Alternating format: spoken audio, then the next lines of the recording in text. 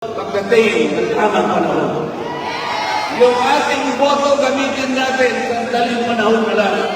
Sa daling panahon na lang.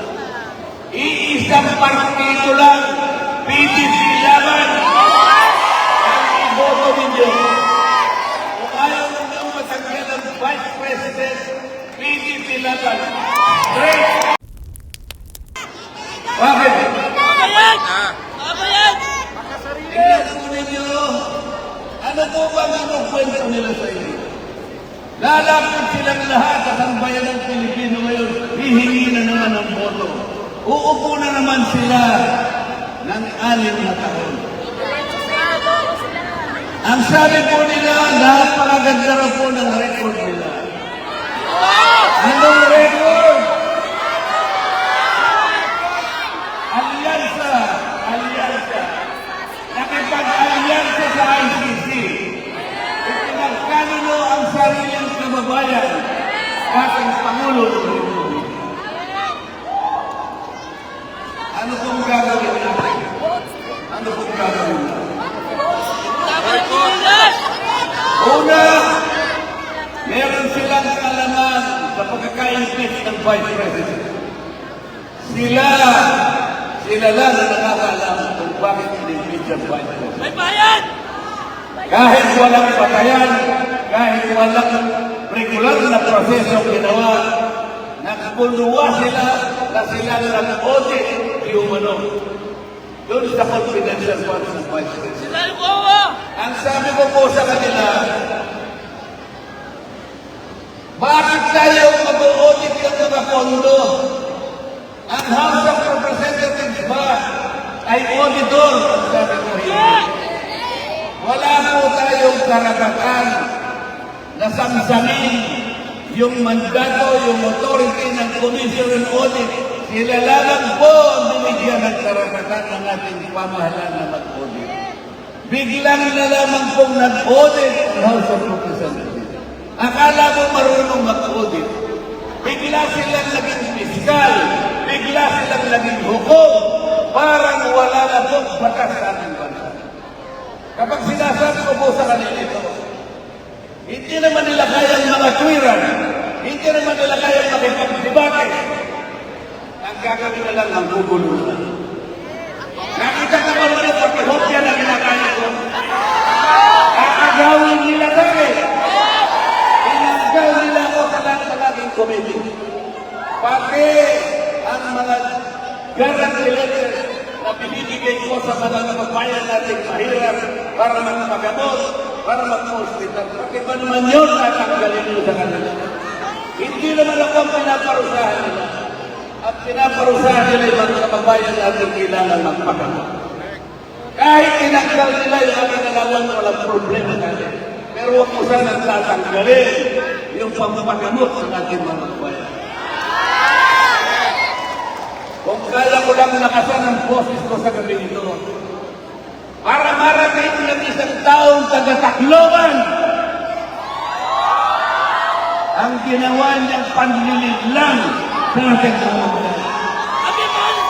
Abemonsyo! Labanan! Huwag po kayong magalala. Huwag po kayong magalala.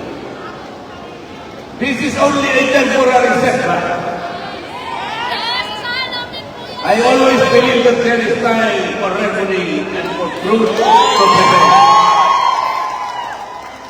Let us bring back our patriotism and our sense of nationhood.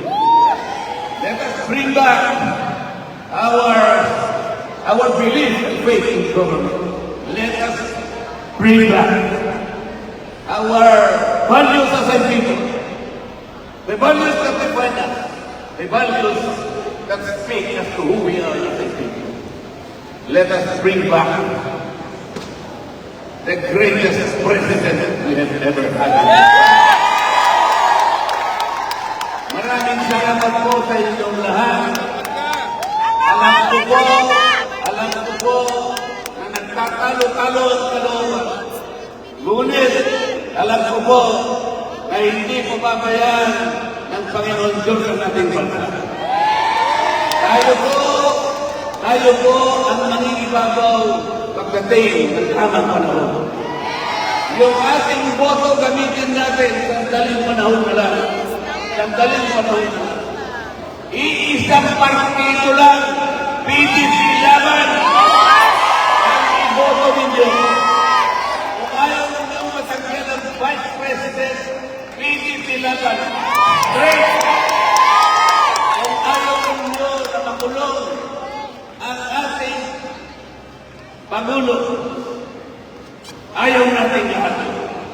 Kung gusto ninyong siya maibalik natin sa lalong madaling panahon, straight PDP lang.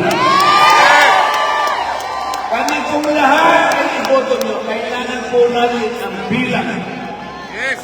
Kailangan po natin ang bilang. Ako po bilang isa, ilalapang ko po lahat ito. I can debate with them, all of them. Kahit hanggang saan. Kahit hanggang saan. Alam kong hindi mananalo yung mga yan. Wala naman silang ipapanalo kahit House of Representatives. Kaya nila ko binubulong. Ngunit, pagdating ng araw, gagamitin nila yung botohan. Doon po dapat manaig yung number. Kailangan po nila yung 16 na boto. Kaya kailangan dagdagan po ninyo ang iboboto nyo kung kinakailangan. Iboto lahat. Straight. Hindi bilang. Salamat po sa inyo. Number 1 ka, sir. Hindi po ako napagpagod kahit ako'y galing pa sa malayo. Kahapon po nandun ako sa Puerto Princesa. Ganito rin po ang sinasabi ng ating mga kababayan. Galit, pagsisikip ng dibdib. Kanina umaga nandun po ako sa Sikyur, ganun din po ang kanilang kababayan. Tumagete ka na ng galit ko, ganito rin po. Alam ko po, alam ng Pangulong Duterte ang nagyayari sa atin.